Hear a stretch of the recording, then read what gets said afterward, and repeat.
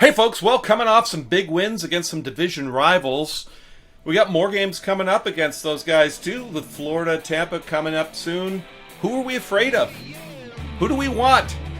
Well, we're going to break it all down for you right here on the OZone.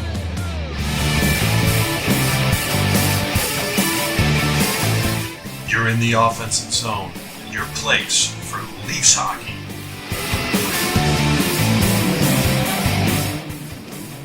Hey folks, welcome to the OZone. That's Coach. That's Katie, and I'm the Devo. We're here to talk all things Leafs, especially on this playoff edition. But before we get into it, folks, just a reminder, we have some special things coming up. First and foremost, you want to look at the little video right up here, and you want to make sure you like, subscribe, and get into the comments on that thing if you want to win Leafs tickets to the April 12th game against Buffalo. We're all going, and we hope to see you there. Also, you don't want to miss Tiger Woods' story coming from Coach. Ooh. That's all coming up. All right, let's get into it, fellas. It's a bit of a logjam up atop the old Atlantic Division standings. 66 games are in the books, pretty much for all teams. It seems like all four teams at the top are jockeying for position at this point. Where are the Leafs going to finish up? Katie?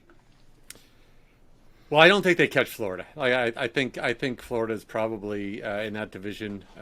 It's a done race. But at this stage, I don't really care. I think it's more important that they're playing good hockey. They're doing everything right and they're healthy. I mean, I think we start worrying about what position we are and who we play. Sometimes the team that you think you got an easy chance against, you don't. So I think it's more about them being going in with confidence and being healthy and feeling good about themselves. And I think that goes further than where they play. Sure. Coach, how do you see things shaking out? I'm with you, Kev. I don't see us catching Florida. I think they're too far gone. A bit of a lead here, and they're a really solid team. Even though we get them, I think, Tuesday night next week, four-pointer, the classic four-pointer. I think we come second, and here's why. Boston has been hot lately. They've been the hottest of the four teams. They've caught right up. I don't see that continuing. In fact, the boys in blue and white just cooled them off there in Boston. And Tampa, I think, is more worried about what you just talked about, Kev. They're worried about being healthy, as healthy as they can, and playing really well on April 30th going into the season. They don't care who they play. They know they can beat anybody. And so, and for that reason, I don't think they're going all out in, the last games of the season. Just get in and be healthy. So I think we could finish second, which gets us the last change in that first round matchup, which means absolute jack squat. At least it has against Montreal. It had against Boston the time before. It should mean something. But I just want to be, healthy and the best we can be going in.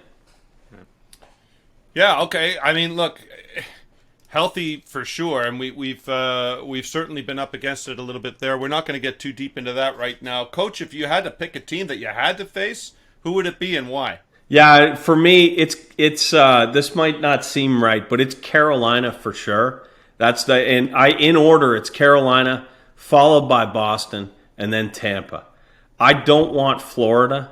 I think Florida is like Clubber Lang in Rocky 3. Remember Clubber Lang? He had one inning, he was up and coming, and he really wanted it. And the guy had all the talent, he had all the tools. He was mean.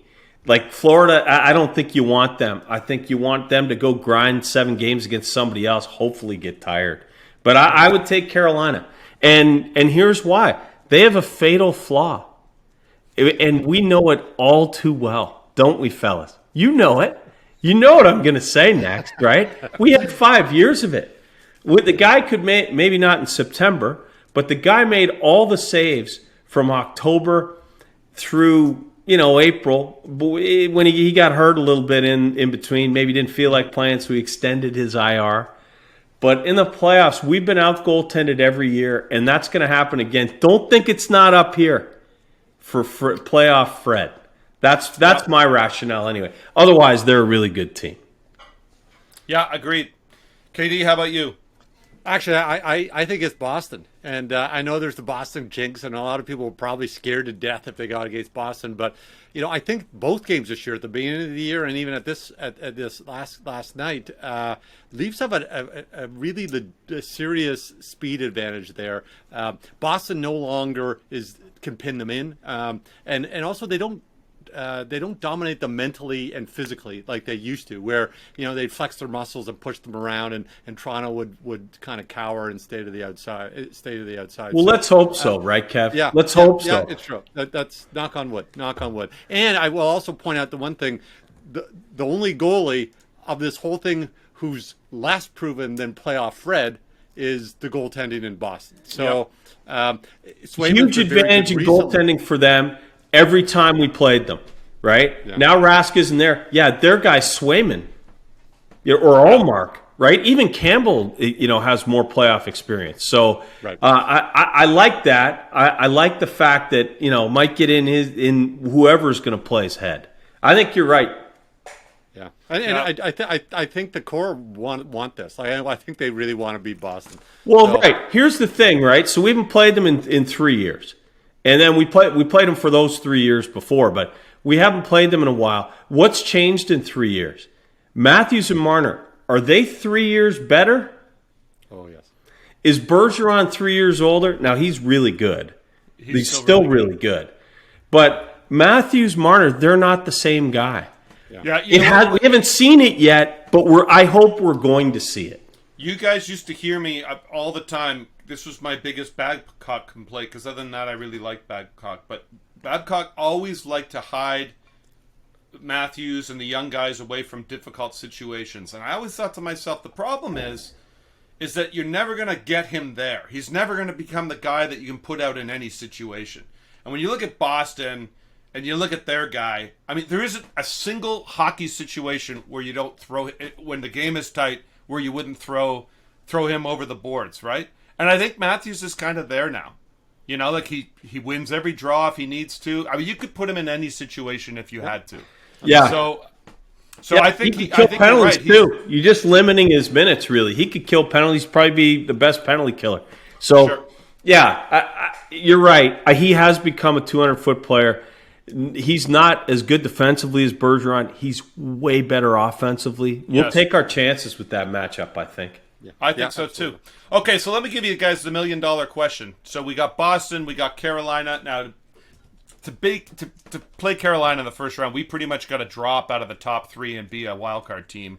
So I don't love that for the angst, and I don't know if my heart can take it as we close up the season. But let's take those two teams as the teams we're going to play first overall. So how do we beat Boston or Carolina in that first round matchup? What's it going to take? Katie, we'll start with you. It's 3 things. First of all, special teams. The best way to stop also teams from taking liberties and being overly physical is scoring on the power play.